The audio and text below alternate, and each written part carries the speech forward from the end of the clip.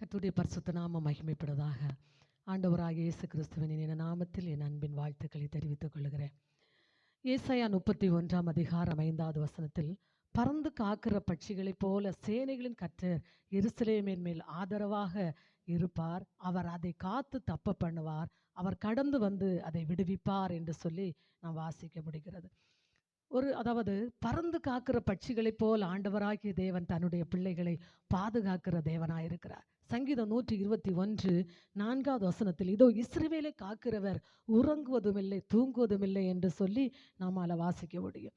பகலிலும் இரவிலும் தூங்காதபடி தன்னுடைய ஜனத்துக்கு எந்த ஆபத்து நேரிடாதபடி அவர்களை பாதுகாக்க வேண்டும் என்கிற ஒரே நோக்கத்தோடு நம்முடைய தேவன் என்ன செய்கிறார்? தூங்காதபடி உறங்காதபடி இருந்து பாதுகாக்கிறவராயிருக்கிறார். எக்ஸாம்பிள், கழுகு என்கிறதான ஒரு பறவை தன் குஞ்சுகளை பறக்க பழக்குவிக்குமாம்.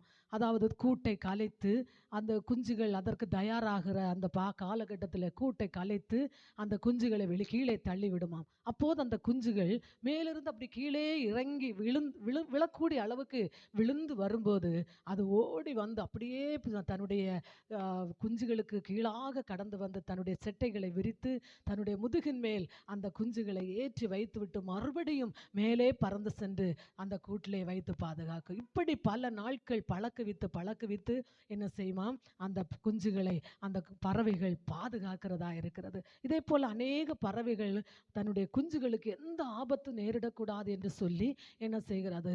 பாதுகாக்கிற ஒரு பறவைகளாக இருக்கிறது. இதே போல ஆண்டவரை நேசித்து அவரை பின்பற்றுகிற பிள்ளைகளை என்ன செய்கிறார்? ஆண்டவர் இந்த பட்சிகளைப் போல இந்த பறவைகளைப் போல பாதுகாக்கிற தேவனாய் இருப்பார். அவர் எப்போதும் அவர்களை மேல் கரிசனை உள்ளவர்களாய் எந்த ஆபத்து நேரிடாதபடி கர்த்தர் அவர்களை பாதுகாத்து தப்புவிக்க அவர் வல்லமையுள்ள தேவனாய் இருக்கிறார். அந்த தேவாதி தேவனுடைய நாமத்தை விசுவாசிக்கிற தேவ பிள்ளைகளே, நீங்களும் அந்த தேவனுடைய பிள்ளைகளாக காணப்பட்டால் நிச்சயமாகவே உங்களையும் பாதுகாக்க அவர் வல்லமையுள்ள தேவனாய் இருக்கிறார். கர்த்தர் தாமே உங்களை ஆசீர்வதிப்பாராக. ஆமென்.